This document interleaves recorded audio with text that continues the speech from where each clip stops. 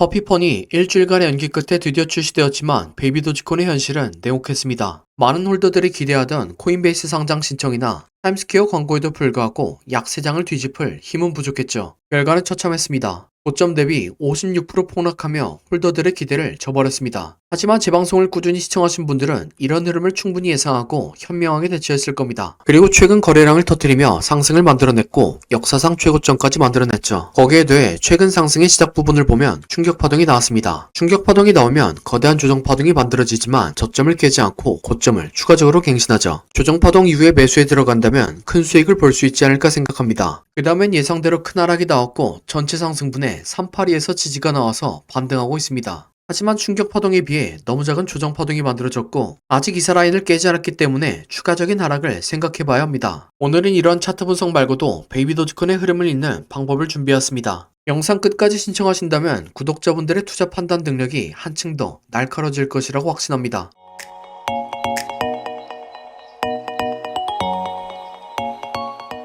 공포에 매수하고 환희에 매도하라 라는 말이 있습니다. 하지만 이는 옛말이 되어가고 있죠. 세력들은 과거보다 더 복잡한 방식으로 움직이고 있지만 세력의 패턴을 이해하면 저희 같은 개미들도 대응 전략을 세울 수 있습니다. 베이비 도지코인에서 나온 세력들이 물량을 매집하고 넘기는 과정에서 발생하는 패턴을 보여드리겠습니다. 차트상 고점과 저점을 기준으로 박스를 그립니다. 상승의 직전 부근이자 박스권 하단 부분에서는 거래량이 줄어드는 구간이 보이죠. 그런데 이 구간에서는 악재호재를 가리지 않고 다양한 뉴스가 쏟아지죠. 그렇게 개미들이 다 털리면 별다른 뉴스 없이 가격 상승을 이어나갑니다. 하지만 박스권의 상단이나 물량을 떠넘기고 싶은 부분에서는 거래량이 터지면서 뉴스들도 쏟아집니다. 이번에는 개미들에게 심리적 혼란을 주면서 물량을 넘기는 거죠. 리플 코인을 예시로 보면 고점과 저점을 기준으로 박스권을 만듭니다. 박스권 하단이자 거래량이 메마른 구간에서 악재호재를 가리지 않고 뉴스들이 터집니다. 그리고 가격이 올라가는 과정에서는 별다른 뉴스가 발생하지 않죠. 하지만 박스권 상단 부근에서는 반대로 거래량이 터지지만 악재호재 가릴 것 없이 뉴스가 터졌죠. 박스권의 하단에서는 더 이상 개미들이 토하지 않는 물량을 뺏기 위한 작업을 합니다. 그 과정에서 방향성을 상실시키는 뉴스들을 뿌리고 개미들의 물량을 빼앗죠. 박스권 중단이자 상승 구간에서는 추진력을 방해하지 않기 위해서 뉴스를 뿌리지 않습니다. 그리고 박스권 상단에서는 뉴스를 이용해서 개미들에게 물량을 떠넘기는 거죠. 세력들이 물량을 모으고 터는 과정에서 정보의 비대칭성을 활용해서 개미들을 작업하는 거죠. 그에 따라 일반적인 개미들은 명확하지 않은 시장 방향성으로 혼란을 겪고 이성적인 매매를 못하게 됩니다. 하지만 이러한 패턴을 인지하고 있다면 개미들도 이성적으로 대처할 수 있죠. 베이비 도지코인도 마찬가지로 박스권 하단에서 거래량이 메마른 구간이 생기죠. 이 구간에서 악재와 호재가 터지며 개미들을 털었습니다. 그리고 강한 상승을 만들었죠. 상승 구간 동안의 베이비 도지 계정을 보면 평상시에는 많은 포스팅을 하던 재단이 10월 9일, 11월 6일, 11월 2, 3일 총 3번의 글만 올렸습니다. 그에 반해 물량을 넘기고 싶은 구간에서는 이렇게 많은 글들을 올렸죠. 상승 구간에서는 퍼피펀 출시 전 코인베이스 상장 신청과 타임스퀘어 광고 등 수많은 이슈들이 터졌습니다. 어느 정도는 물량 떠넘기기가 진행된 거죠. 하지만 아셔야 될 게 베이비 도지코인의 상승은 아직 끝나지 않았다는 겁니다. 암호화폐의 대장인 비트코인은 미국이 매년 20만 개씩 5년 동안 매입하기로 했고 베이비 도지코인의 가장 핵심적인 거래들이 본격적으로 매도한 흔적이 보이지 않습니다. 이렇게 말씀드린 이유는 단순히 거래량만 보고 말씀드린 게 아닙니다.